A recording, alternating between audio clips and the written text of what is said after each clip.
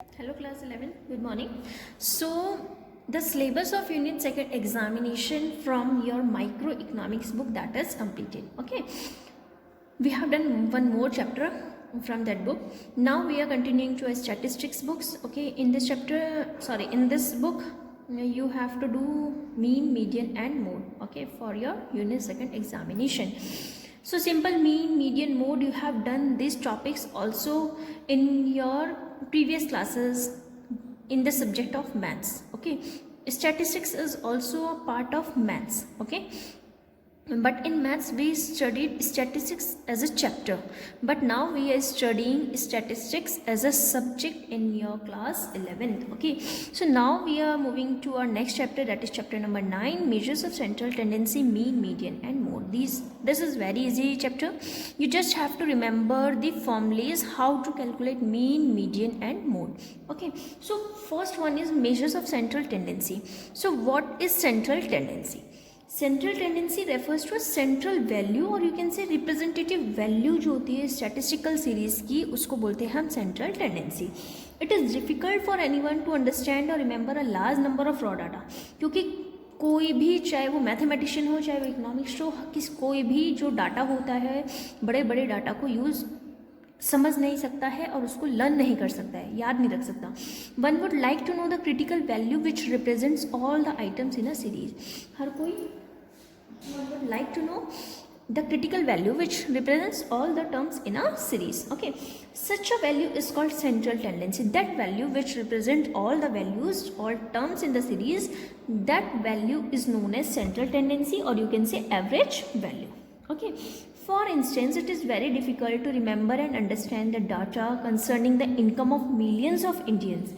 However, if it is said that in 2011 to 12 provisional estimate for average income of the poor people in India was 38,037 per annum, it will be easy for us to guess the economic condition of the. अगर हम कह रहे हैं कि भाई एक साल में इतनी इनकम है, तो उससे क्या है, इजीली हम क्या कर सकते हैं, गेस कर सकते हैं कि वहाँ जो जिस कंट्री की बात कर रहे हैं वहाँ पे उनकी इकोनॉमिक कंडीशन क्या होगी. ठीक है ना. So it is also called measures of location. It is also called. Thus, measures of central tendency refers to all those methods of statistical analysis by which averages of the statistical series are worked out. So simple, what is central tendency? It refers to the central value or representative value of statistical series. Okay. Next one is purpose and functions of averages. We are, you know ना, mean is also known as average, है ना. Arithmetic mean को हम average भी बोलते हैं. सो इसके functions क्या होते हैं, क्या पर्पस है, क्यों इसको कैलकुलेट करते हैं. फर्स्ट है कि ब्रीफ डिस्क्रिप्शन होता है. The main purpose of an average is to represent a simple and systematic description of the principal features of the raw data. As a result of it, data can be easily understood. मतलब जो बड़े बड़े data है उसको easily short form में एक term के उससे क्या करते हैं, रिप्रेजेंट कर देते हैं उसे. ठीक है ना, ताकि उसको डाटा को, इतना बड़ा डाटा ना पढ़ने के, उसे सिर्फ हमें मेन हेडिंग पढ़ के ही समझ में आ जाएगा कि इसके बारे में क्या कहा गया है. ठीक है ना. नेक्स्ट आता है हमारा comparison. So comparison, averages helps in making comparison of data. जो एवरेज करते हैं हम, ये किस लिए फाइंड करते हैं, ताकि हम कंपैरिजन कर सकें अमंग सिटी, स्टेट, इंडिविजुअल और यू कैन से रीजन. ठीक है ना, country. So for example, comparison of the per capita income of India and USA shows that per capita of India is much less than per capita of income. अगर मैं कह रही हूँ कि मुझे comparison करना है, जो per capita means average income जो है इंडिया की और यूएसए की, तो क्या कंपैरिजन निकला, मेरे से क्या फाइंड आउट हुआ कि जो इंडिया की इनकम है वो लेस है, कहाँ से, less than the income of the USA. ठीक है. So accordingly it is conducted that India is a poor country. इसके अकॉर्डिंग क्या है कि इंडिया क्या है, इससे क्या कंक्लूजन निकला कि इंडिया एक पुअर कंट्री है. Okay. Next one is formulation of policies. Formulation of policies, averages helps in formulation of policies. For example, अगर मैं कह रही हूँ इंडिया में per capita income 31,000 per annum है, which is much less than many countries in the world. अगर हम और कंट्रीज़ की बात करते हैं तो उससे बहुत ज़्यादा कम है. So accordingly it becomes clear for the government to focus on such economic policies as are likely to increase per capita income. इसके बाद आता है हमारा स्टैटिस्टिकल एनालिसिस. एवरेजेस कंस्टिट्यूट करता है basis of statistical analysis. For example, if one knows the average marks secured by the students of a class in their different subjects, one can easily analyze the subjects in which the students are weak. अगर मैं आपको दे रही हूँ कि मैंने एक student के marks दिए कि भाई उसके मैथ्स में इतने हैं, इको में इतने हैं, अकाउंट्स में इतने हैं, बीएसटी में इतने हैं, तो उससे क्या पता लग रहा है कि जब मैंने अलग अलग डाटा में नंबर्स दिए हैं तो उससे क्या पता लगा है कि कौन से सब्जेक्ट में बच्चे का क्या है, नंबर कम आए हैं. ठीक है ना, we can easily find out. Now next one is one value for all. Averages represent the universe or the mass of statistical data. One value represent all values of the series. मतलब एक ही value ने क्या करा, सारी series की जो value है उसको रिप्रेजेंट कर दिया. ठीक है. Accordingly conclusion can be drawn in respect of the universe as a whole. तो इसके अकॉर्डिंगली क्या है, कंक्लूजन निकला कि यूनिवर्स में होल की तरह क्या कंक्लूजन निकला, ये सब हम लोग स्टैटिस्टिक्स के मीन के अकॉर्डिंग निकाल सकते हैं. ठीक है. इसके बाद हमारा नेक्स्ट आता है, so next topic is essential of a good average. अगर हमें गुड एवरेज चाहिए तो उसके लिए क्या क्या चीज़ें मेन होनी चाहिए. सबसे पहले है कि क्लियर और स्टेबल डेफिनेशन होनी चाहिए, then you can easily find average. Second, simplicity होनी चाहिए. नेक्स्ट, सर्टेनिटी होनी चाहिए. उसकी नेक्स्ट, एब्सोल्यूट नंबर होना चाहिए. लीस्ट इफेक्ट होना चाहिए चेंज का सैंपल में, और एल्जेब्रिक ट्रीटमेंट होना चाहिए. ठीक है. इसके बाद हमारा नेक्स्ट आता है arithmetic mean, which is the main topic, mean, median and mode. Okay, so what is arithmetic mean? Simple. आप लोगों को जब मीन फाइंड आउट करने के लिए बोला होगा प्रीवियस क्लासेस में, तो सिंपल आपने क्या करा, mean is equal to total value of items upon number of items, है ना. एवरेज ऐसे निकलता है. मीन को हम लोग एक्स बार से डिनोट करते हैं. मीन को किससे डिनोट करते हैं? एक्स बार. ओके, अर्थमेटिक मीन को किससे डिनोट करते हैं? X bar. So types of arithmetic means, दो तरीके के अर्थमेटिक मीन होते हैं. एक होता है simple arithmetic mean and second one is weighted arithmetic mean. Weighted means weight is given here. Okay, simple arithmetic mean weight is not given here. Statistical series are of 3 types. जो series होती हैं statistical series 3 तरीके की होती हैं. एक होती है individual series, second one is discrete series and next one is frequency distribution series. Okay, so individual series क्या है, डिस्क्रीट सीरीज क्या है, फ्रीक्वेंसी डिस्ट्रीब्यूशन सीरीज क्या है. Now see. Okay, see calculation of simple arithmetic mean in case of individual series. अगर मैं पहले individual series की बात कर रही हूँ, तो अगर मुझे उसमें अर्थमेटिक मीन निकालना है तो हम लोग इंडिविजुअल सीरीज में 2 मेथड से फाइंड आउट कर सकते हैं. First one is direct method and second one is shortcut method. Okay, direct method का फॉर्मूला है x bar is equal to sigma x upon n. Sigma x means sum of observations upon number of observations. Okay, so see here is question, you have to find average pocket allowance by direct method. So how will you find sum of observation? यानी कि x bar is equal to 15 plus 20 plus 30 plus 22 plus 25 plus 18 plus 40 plus 55 plus 50 and plus 65. And number of observation means how many number of observations are here? 1 2 3 4 5 6 7 8 9 10. So divided by 10. Okay, now you have to add up these values. So you will get 340 divided by 10. Then you cut it. So answer is 34. You have to calculate mean by direct method and in shortcut method. Same question you have to solve by shortcut method. Okay, whichever method you are using, but answer will be same. Okay, remind this. So देखो shortcut method में फॉर्मूले होते हैं, आपको फॉर्मूले learn करने पड़ेंगे. Direct में होता है सिग्मा एक्स अपॉन एन और शॉर्टकट में होता है a plus sigma d upon n. Okay, d मतलब डेविएशन. डी मतलब क्या होता है? Deviation. Deviation means x minus a. Okay, so now see, आपको नंबर ऑफ स्टूडेंट्स गिवन है तो you have to do like this, number of students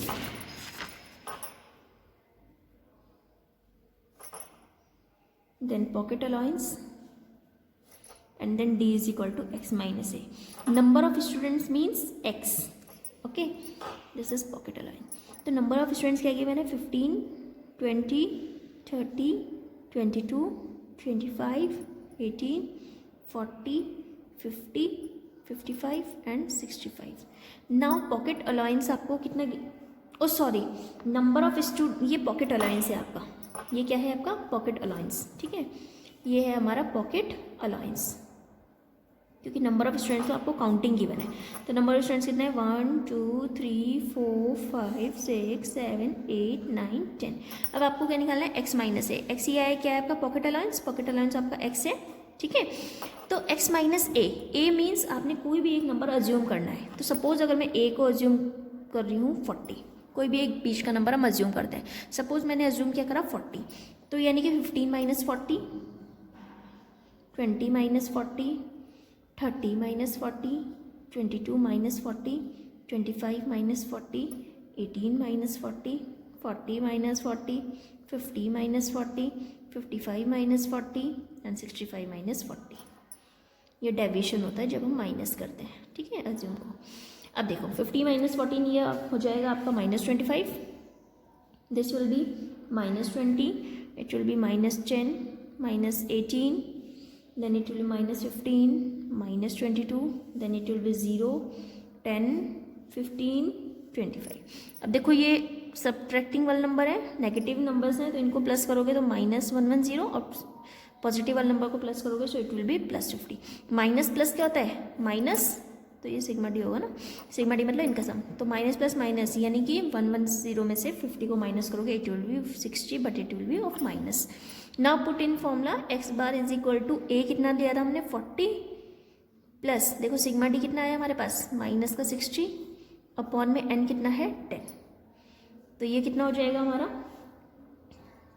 cancel 6, so 40 minus 6 is equal to 34। See by using shortcut method answer is 34 and by using direct method answer is also 34. So okay, so it should be very clear that whatever method we are using but answer will be same of the same question. Okay, now move to the next.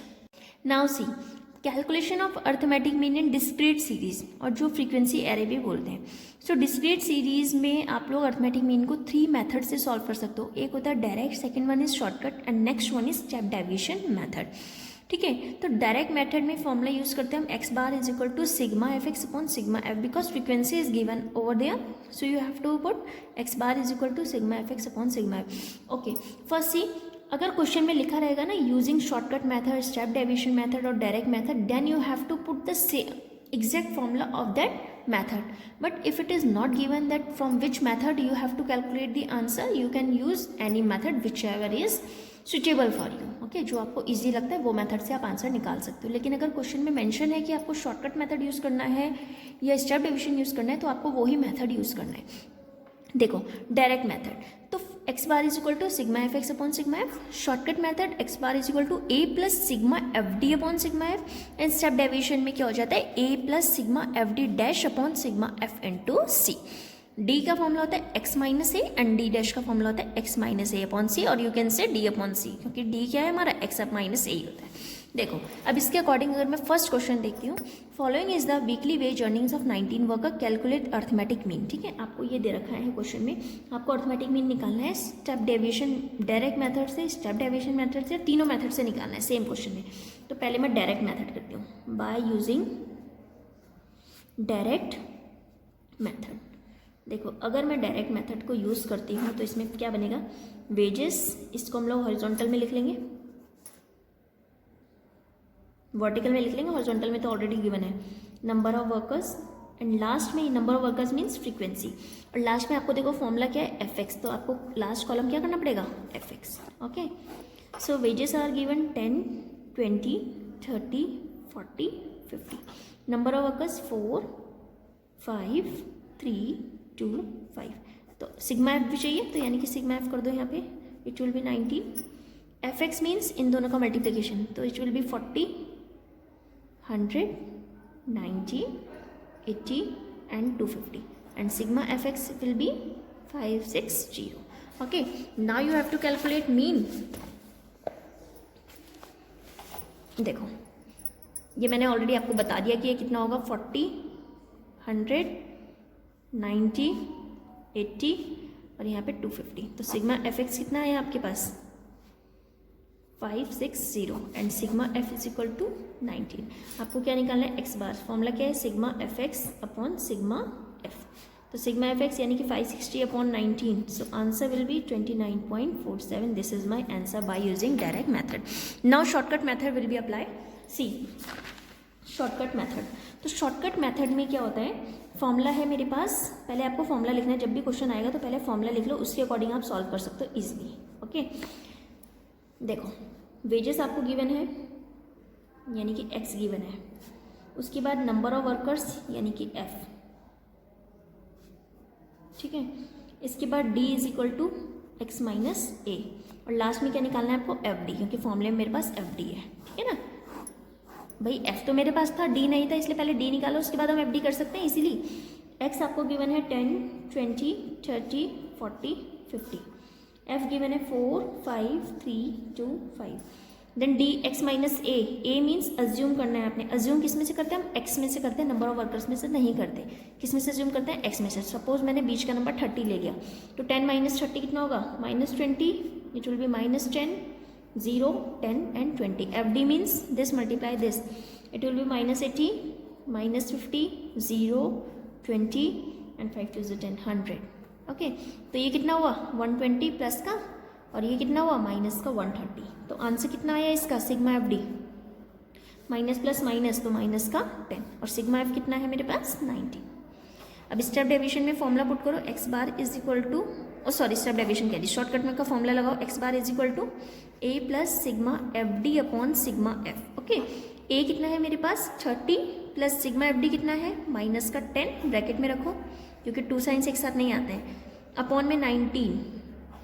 So 30 minus 10 upon 19, because minus plus minus होता है. 19 3 is 570 minus 10 upon 19 कितना है ये 560/19. Same above की तरह आ गया answer, 29.47 is the answer. Now last part आप लोग खुद से सॉल्व करोगे, सेम ऐसे ही करना है, उसमें एफ डी डैश हो जाएगा. ठीक है, सो